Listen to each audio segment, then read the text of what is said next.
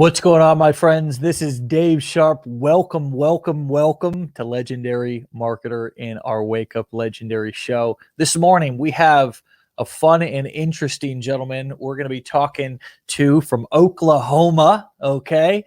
And I'm excited to hear Brett's story and how he's been achieving the results that he's achieving and learn everything that we can from him. So Brett, what's going on, my man? Welcome to the show. Hey, Dave. Thanks. I'm honored to be here. It's certainly my pleasure. Hey, man, I'm honored to have you, man. So you've got a lot of interesting, cool things about you. You're an ex general. You were a general manager for a large electronics retailer, founding partner in a fishing tackle business, and also you're a avid vintage Volkswagen enthusiast, right? Absolutely. There is no other Okay. car.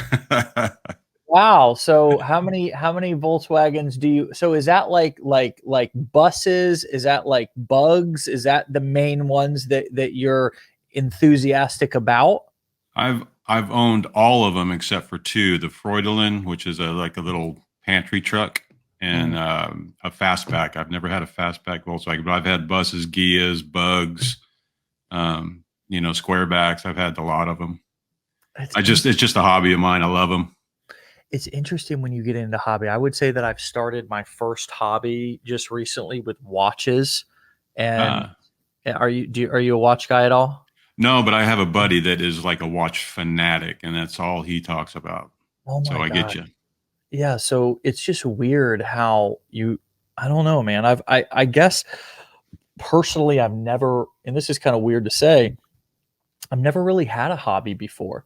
It's always been because I can't really call my business a hobby because it's been a business, right? I Mm, played sports when I was young, but for the last kind of 10 years, I've really just worked, and I right. feel like I'm just kind of getting to this place in life to where I'm starting to kind of enjoy things that aren't just related to building a business or having Mm, a family.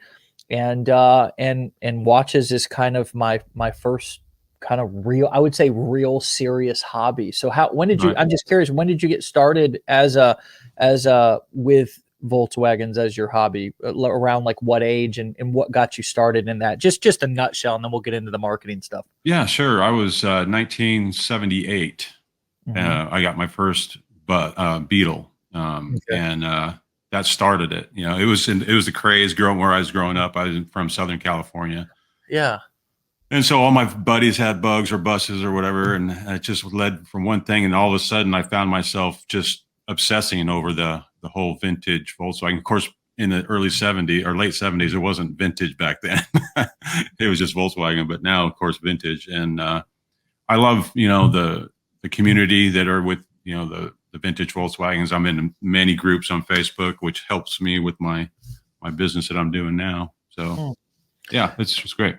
Well, awesome. So how did you find us, and what brought you online, and tell us a little bit about how you got started in the nutshell version of your story.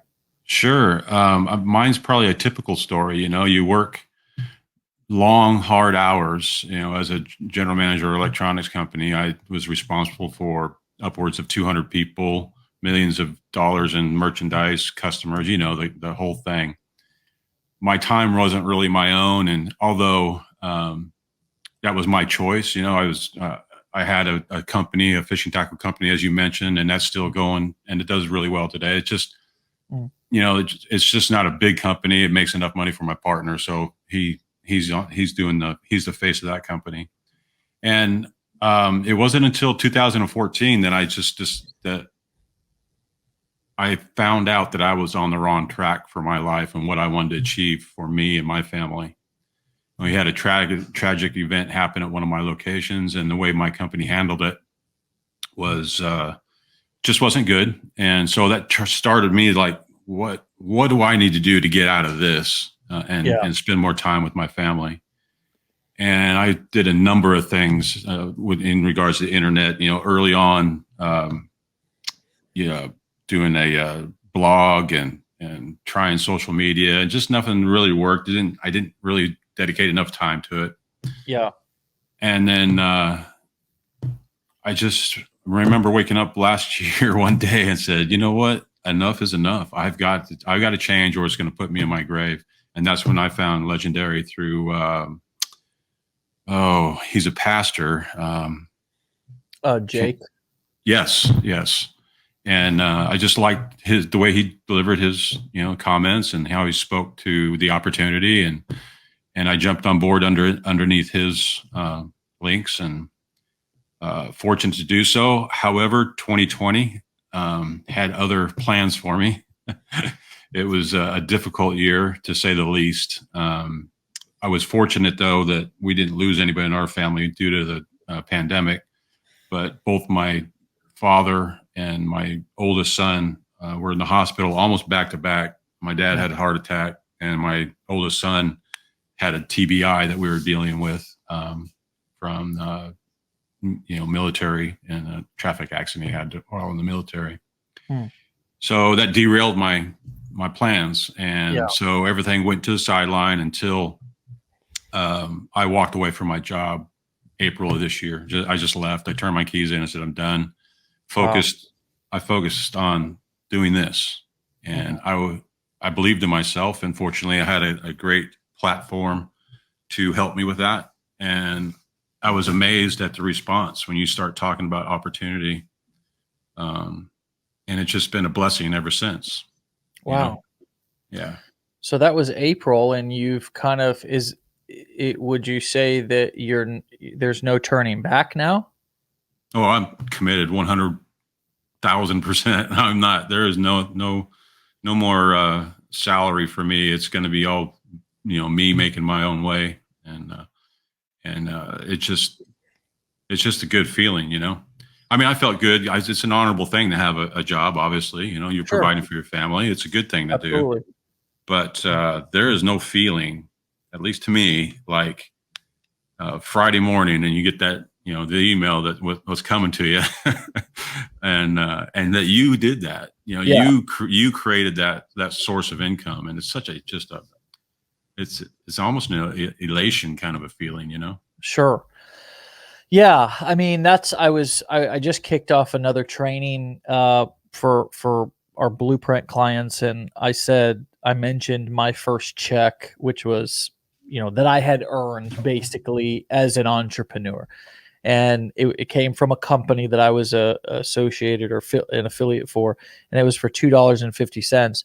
But the way that I reacted to that check, you would have thought it was 2.5 million. Yeah, absolutely, 100%. I think my first one was like $2.80 one, and I feel you, man. That's right, exactly how I felt. It's like I can do this.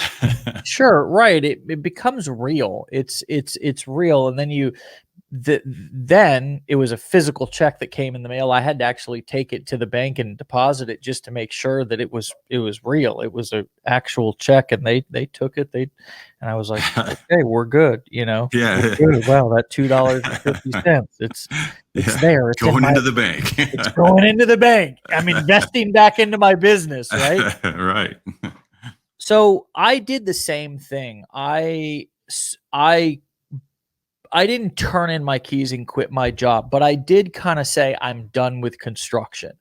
Yeah. My dad and I were working together, kind of going from job to job as sort of independent contractors. And I just kind of was like, I'm done. I'm just going to focus 100%. I'm not going to focus on getting any more jobs, doing any more jobs. I'm done. I'm just going to focus 100% on this. And it was scary. And it's probably much more scary for you being so close to, I would think, retirement, and I don't know if you gave up anything, but my question is I can't recommend that people do that, because right. That wouldn't be a responsible thing for me to do. Right. It is an honorable job. It is an honorable thing to have a job. And Absolutely. I also believe that how you do one thing is how you do everything. So if you're really, if you're really kind of just dropping the ball at your job, it's not likely that you're going to step into your own business and just start crushing it.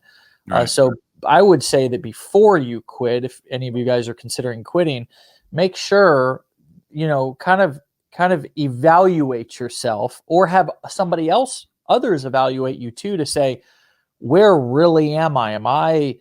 Do I got potential? Does this company want to promote me? Have I climbed a ladder as high as I can go? Like, am I crushing, or am I just barely getting by? Am I quitting before they fire me type of situation? But I do want to ask you, do you think that kind of cutting the umbilical cord, cutting the anchor, right? So now all of a sudden you have to make it to the other side of the ocean. Do you think that sort of, I guess, eliminating your backup plan did something to you mentally, and was a catalyst for you to start getting bigger results in your business? I think that's absolutely true. And that's the reason why I walked away. And you're right. I don't recommend it. I even, on my social media, I tell people I don't recommend you do what I did. It was a drastic measure. Yeah. And I just had to do it, though. I mean, I felt that I wasn't given the time to what I wanted to achieve outside of work with my quote unquote side hustle. Yeah. And I haven't been a fool with my money. I've stuck it away, and my whole plan was, listen, I've got to give this thing a shot. Turn my keys in. My plan was to tap into my 401k until I, as a cushion, until I achieved. 3 months away from, I'm 3 months into it almost, and I haven't had to one time, because of the opportunity that you and your company has provided me. And it is that's the good feeling I talk about. That elation. Yeah. Is that I didn't have to tap into that at all. I just I'm able to make that income that I needed to make for my family, and it's just been awesome. Yeah. I would also say, and I'm going to ask you this too, but I can certainly say, living below your means is incredibly important for the first while in your business. I just mentioned a watch hobby. Sure. Well, I can tell you that there was 9 years of this business to where I didn't really buy anything.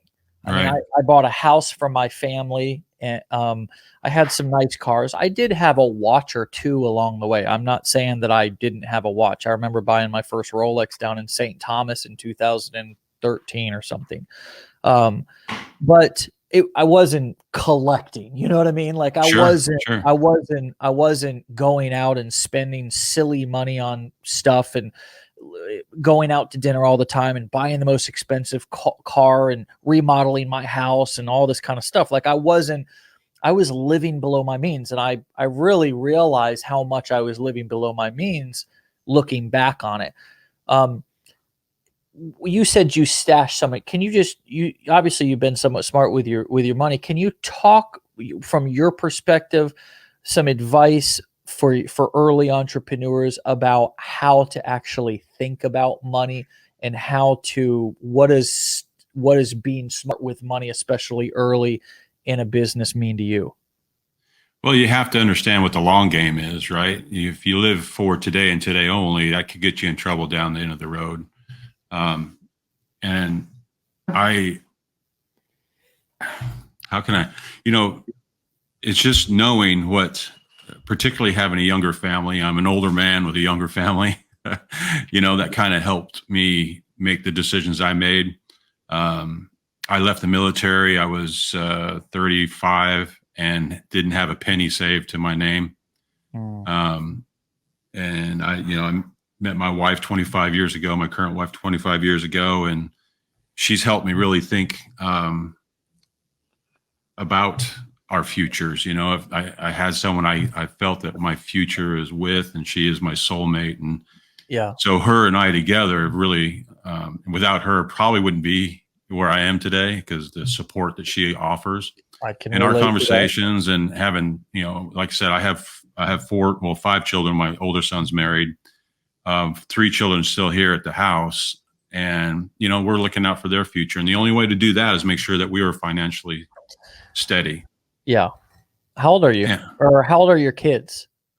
I have a 29-year-old, 17-year-old. Well, she'll be 17 on the 4th of July, and then a 15-year-old and a 13-year-old. Okay, so you don't have super young kids. No. Okay. I was like, holy shit, because I feel tired, and I know. and I'm looking at you like, do you got young kids, dude? Because if you do, then I need to stop complaining, right? You know what I mean? No, I remember the day that we didn't have to buy any more diapers. It was like, yes. Yeah. But no, they're not that young. Okay. All right. Good. 'Cause now I can go back to complaining again. Yeah. But maximizing, if you have the opportunity, if you have a matching fund at the 401k wherever you're working right now, is something that I took advantage of.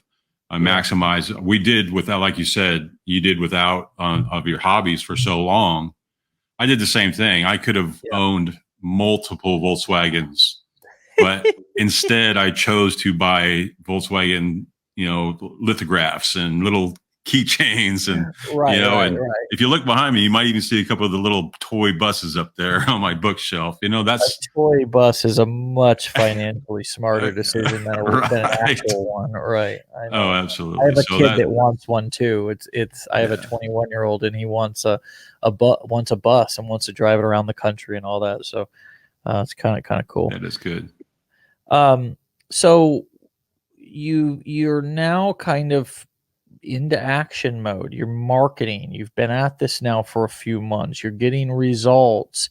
You're spending a lot of time, I guess, on TikTok. Is that right? Is that you have a couple of other platforms and channels, but you seem to be, you're on Facebook, you're on YouTube, but you also are on TikTok. Can you talk us through a little bit about kind of what you've been doing that's been getting you some of the best results? Honest and transparency, not pretending to be something I'm not, at least I try to think that's the way I'm coming across. I can't help how people perceive me, but I try to be as transparent and honest as I can. I think that helps. TikTok certainly was a game changer. I think that's been talked about and talked about and talked about, and I think it's just scratching the surface, truthfully. I am expanding into the other platforms. Here lately it's been YouTube. I'm really diving into YouTube and starting to work that angle. I feel like I got a really good handle on TikTok. I'm into the organic growth, and Jonathan Montoya has been a huge influence on that. Another legendary marketer has had a lot of success, and and it's just Jonathan started out here and really took off in one of our content challenges that we did about a year and a half ago. We did a 30-day content challenge, and he was a hungry guy, I could tell, but that was kind of when his business just started to explode. So it's been interesting to watch guys like that kind of grow as seeds here planted in our soil and then sprout off into real pretty solid and serious marketers, you can't. I hold him such in a high regard because of how he's handled himself in his business, and it's influenced what I'm doing, and I think Pinterest is another up and coming one that I don't know if a lot of people take advantage of. I know. Well, we're working on releasing some really powerful training around that, because I think it's as powerful as TikTok in certain respects. It's untapped. And obviously are you into that yet, or you just want to? I got a few pins up on my business account that I have there, and it's slowly getting traction.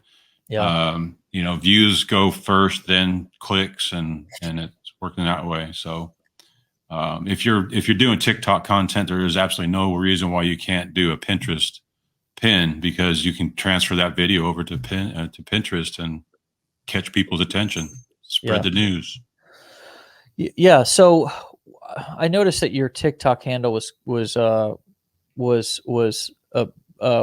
thought it was Coach Brett. Where did I get that? That's Twitter. Okay, Twitter. Yeah. Okay. I don't know where the hell I got that from. I don't know. That's a good one though. But that's Twitter, because I was a personal trainer for a while, coming out of the military, and that's where I picked it up, and helping veterans was my goal. And so I help people that needed my help, and it wasn't anything I was trying to make money on. I just wanted to share whatever I could with the people that gave everything to. So for sure, man, for sure. And you were in the military too, right? Didn't you say that? Yeah. I spent 10 years in the Air Force. Thank you for your service, brother. Yeah, my pleasure. Happy to do it. And it was a great experience. Yeah. A lot of my uncles, almost every one of my uncles, including my father and my stepfather, were both all in the service. So yeah, it's such an honorable thing to do.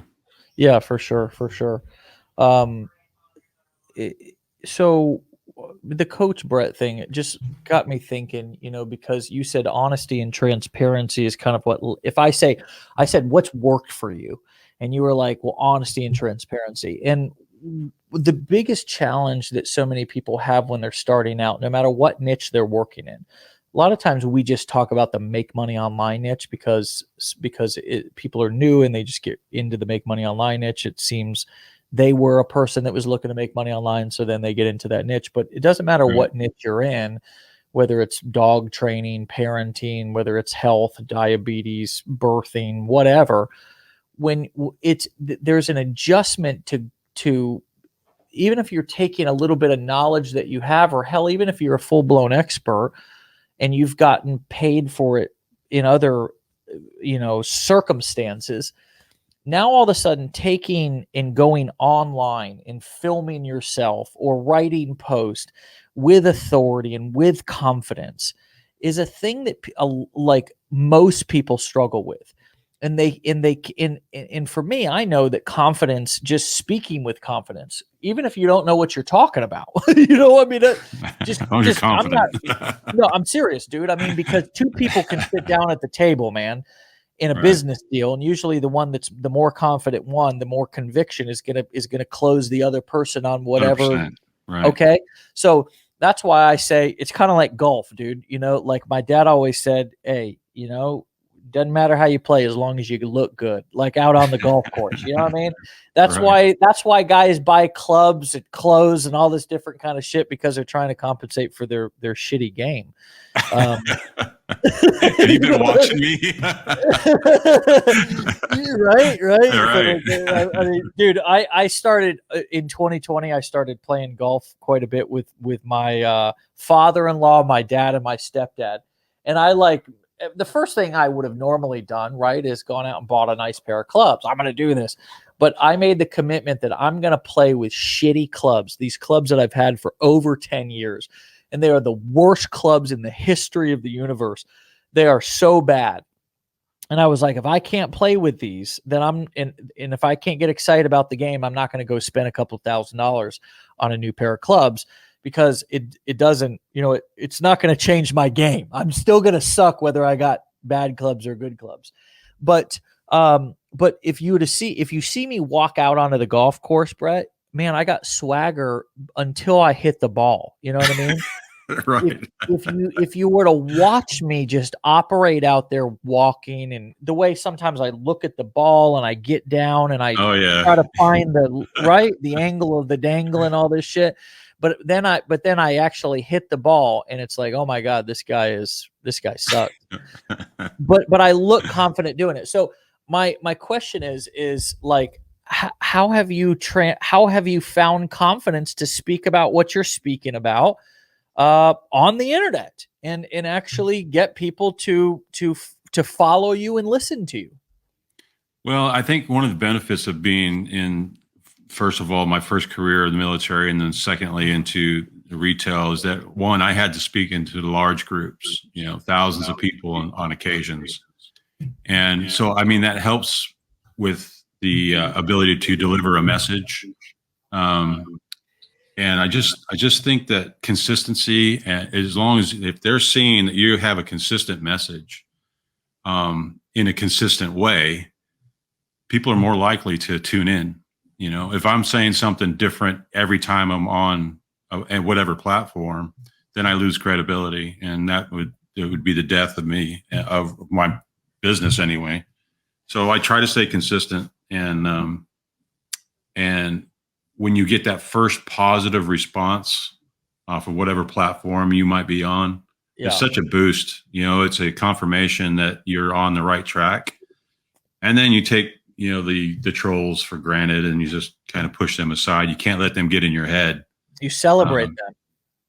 Well, actually, it's funny you should say that, because I have this thing with my wife. Whenever I get a troll, we kind of share what they say and have a laugh about it. But people want to do what they want to do, but nothing is going to derail what I've started.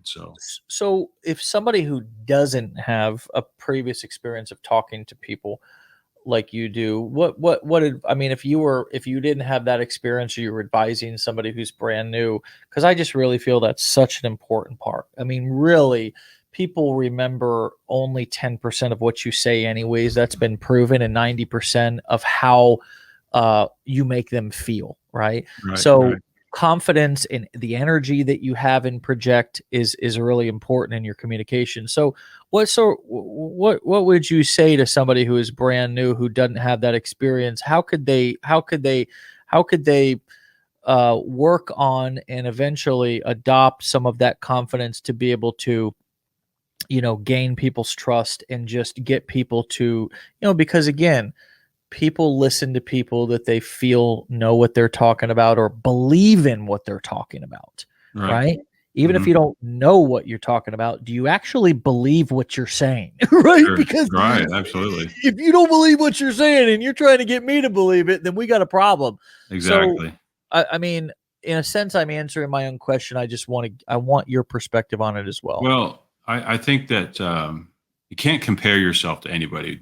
I see that as a big mistake from a lot of people that are starting out, that they see someone who might have been in the game for a while and say they're doing this awesome stuff in their business. Look at me. I can't even get anybody to view my videos. Well, you can't look at that. That is a quick way to get to a dead end street, So I would recommend that, one, you set a goal somewhere that it could be a small goal. I'm going to do a video a day on TikTok for this week. And I'm going to see how that comes out. And my messages are always going to be positive, and they're going to be angled to what's going to, of course, benefit my business. But I'm going to deliver a content that's going to be of value to my audience.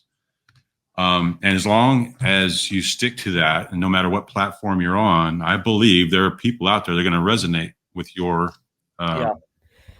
whatever message that you're trying to deliver. You gotta wait. You gotta hang in there until you find your tribe and your tribe finds you. Exactly. It's just not like you're going, okay, I'm in business and people are going to start following you. You have to build that audience. Yeah. I almost get a little bit worried for people who have kind of massive success with a piece of content right out of the gate, because it can give false expectations that that's what it's like every time. It's kind of like a drug addict who gets you get super high the first time you ever use, and then you're always sort of chasing that high versus building up to it. A TikTok, you said, is a game changer. And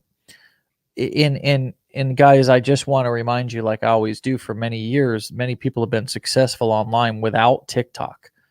Running ads, building YouTube channels, cultivating email list, from organic Facebook marketing, YouTube marketing, again, running ads. We got David Dill talked about Twitter. We've got just a couple of people on Twitter who are really kind of doing big things. We've not even, as a community, I think, really tapped into Twitter yet. So it is a game changer. You think it's just getting started. What are your predictions for the rest of the year, really, and then maybe into 2022? And what are your goals? What do you specifically see? Like, what is your predictions for kind of the marketplace and how the world? Because, a lot of people have come online after 2020, right? So right. At one time, any of us who were talking about making money online were just a bunch of scam artists, and now everybody's beating down our door saying, I need to make money online as well now, right? Funny how a pandemic can make that happen, huh? Yeah. What's your prediction about the marketplace in terms of, do you think that, like, we're in this early stage before there's going to be a mass, like everybody's going to come online and be trying to work from home and making money online? Or do you think things are going to level out? I mean, it's kind of an opportunity question for the people who are listening. Is this actually an opportunity that you should seize now, or will it still be here in 5 years, et cetera? I think 5 years from now, man, it's just going to be a whole different world on, doing what we do. Because if you look at companies, they're automating, right? I think that what we see now is just the beginning of where companies are going. The company's main objective is to have that bottom line look sweet, right? So they can pay out their constituents, whether it's their investors themselves, the employees, benefit share. And the tighter that gets, the more automated we become as a society. And I think if you don't see that coming, you need to open your eyes and you need to prepare. It's not like a doomsday thing. It's just something that the more prepared that you are for that to come, then the better off you're going to be in the future. And I'm not trying to bring everybody down on this, but it's happening. I mean, I saw online the other day, I think it was McDonald's had an automated burger flipper. And I know it was one of those arms you normally see in a factory building cars, and this thing's flipping burgers, man. Yeah. Well, I mean, dude, think about it. I mean, any robot could cook a better burger than I can. I'm so ignorant. I actually touched the top of a hot grill one time. I mean, I'm like a total klutz in the kitchen, and I would much rather have a robot cooking my burger than me cooking my burger any day. You know what I mean? But that's how companies view things. You're absolutely right. So if you think your job is secure, you've got another thing coming, because it's a corporate family until it's not. True. And in my world, retail world, they make it sexy. They call it operating model changes. An operating model changes means that people are losing their jobs. Right. They're reorganizing. People are going away. Yeah. And it's necessary in business. I get that. Tough choices have to be made. I had to deliver a lot of bad news to a lot of people. And this is just a way to ensure that I personally don't have to do that anymore. And hopefully people will see that there's an opportunity that if that happens to them, the world's not coming to an end. You have a choice. Get into this digital world. I'm telling you, it'll change your life. Well, it's nice to see, and I'm not trying to age you here, but it's nice to see people of all different ages, man. You know what I mean? Like of all different. I mean, we got literally 18 to 80 within our community. I mean, it's incredible, man. Yeah. How many different age groups and demographics and different countries and different backgrounds coming from. I mean, doctors, lawyers, construction workers, stay-at-home dads, stay-at-home moms. It's fascinating. And again, my opinion is 2020 was a warning shot for everyone to wake up, and many did, and many went online and figured out creative ways to make money, or maybe they did something offline, right? I mean, some people just got checks from the government, which is fine, and that's not going to make you comfortable. That's not sustainable. It was something that may have helped your family out if it did, great, but it's not a good thing to rely on. And it was a warning shot, though. It was a warning shot for people to come online, or to kind of realize that not just I could lose my job, but something crazy like a pandemic could hit.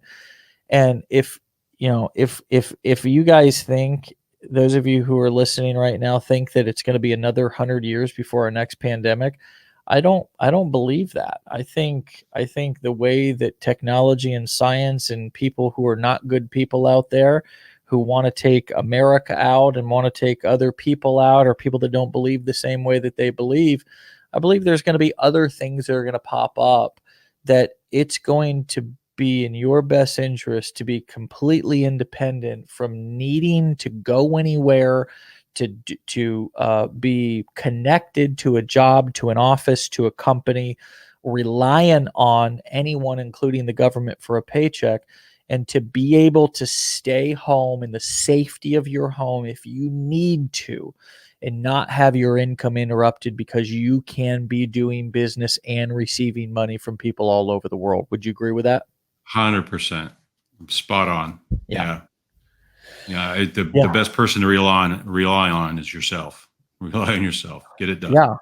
And you know what? A lot of people say that like we got lucky in 2020. You said it was a tough year. Well, hopefully next time it comes around, it won't be a tough year for you because preparation will have met opportunity. Yeah. And for me, it just so happened, it's not because I'm smarter. It's honestly because I stumbled on this because I didn't have a career. I stumbled on the internet marketing. I got started. 10 years, preparation met opportunity. Everybody came online in 2020. We had one of our biggest years, and we're having a record-breaking year this year. Yeah. While the rest of the world is suffering and going through financial hardship, many of the folks who came online many years ago were able to kind of reap the rewards. I cut you off, but it's interesting, right? No, you're dead on. I started with Legendary in February last year, right before everything hit the fan, and then my family's issues with in the hospital, 4 or 5 months, and and a lot of people can say, well, you're making excuses, and when you're working 15 hours a day and then having to go to the hospital, to spend with your family, it just was too much. And but it did help me make that decision. I was like, I potentially could have lost my father. My son was in critical condition for a long time. He's great now. Everything's fine. If anybody's wondering. Good. Great to hear that. Yeah. And, but it did help me make my choice this year. Right. It kind of was like, do I want to have to suffer through that again? Or if I'm working at home and something traumatic happens in my family, now I have the time. Absolutely. Now I can go to them and help where I can when they need it, where before I couldn't. Yeah. Well, it's really important, man. And I'm happy for you that you're able to do that. And I'm thrilled about your progress, your success. Thank you. You guys can follow Brett on Twitter at coach_Brett or Brett Koppe. Is it Koppe or Cope? It's actually Koppe. Okay. Yeah, that's okay. That's easy for me to remember. Copywriting. All right, Brett. Well, hey, brother, keep up the great work. Keep up the hard work. Give my best to your family, and it's been a privilege to thank you for your service again, and it's been an honor to chat with you today. If there's anything I can do to help you out, my friend, please let me know. Don't be afraid to reach out and come back and keep us updated. All right. I will do that. Dave, thank you so much for this opportunity. Thank you for developing this company that's life-changing for a lot of people. Thank you. You're welcome, brother. You're very, very welcome, my friend. Take care. Stay legendary, buddy. You got it. All right. All right, my friends. Happy Friday. Go, go, go. Build your business. Live your life. Have a fantastic day. All right. We'll see you back here on Monday for another episode. If you have the ability, get into our blueprints. The things are blowing up. We've got a lot of exciting things coming down the pipeline as well here at Legendary. But as they say, killers move in silence. You'll know when it drops. We're just thrilled and excited to be able to continue to build and impact and serve, and our community's growing. And it's an exciting journey. It's an exciting journey. That just never gets old, right? So we're glad that you're here. If you're brand new to our community, welcome. You can binge a little bit this weekend on episodes if you want to go and find us on Spotify or Apple. Just look up Wake Up Legendary, and you can catch some of the past episodes. You can also scroll up and down our Facebook fan page at facebook.com/Legendary Marketer Official, and you can watch the interviews yourself. My name's Dave Sharpe. You be legendary. Get the hell out of here. Have a great day and a great weekend. We'll see you back here on Monday. Peace.